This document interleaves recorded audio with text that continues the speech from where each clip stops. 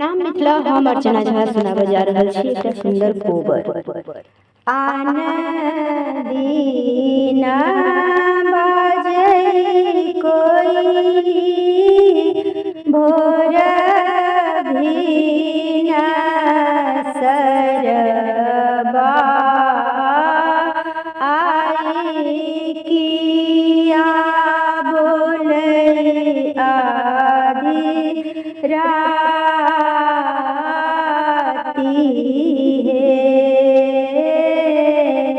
कोयली शब्द सुनी पिया मोरा जागल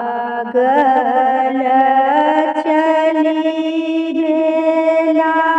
विदेशक बाट हे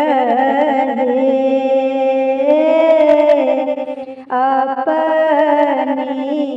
त जाइ छी हे प्रभु देश रे विदेशवा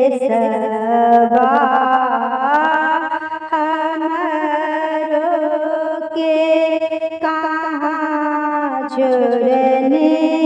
जाई है नहीरा में छगनानी माई बाप भैया ससुरा में राजा छत्र दिया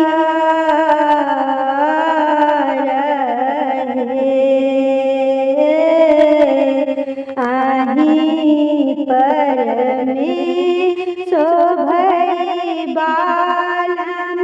माई बाप भैया आही पर में राजा छत्र दिया रहे नहीं काज देतै बालम माई बाप भैया नहीं काज राजा छत्र दिया।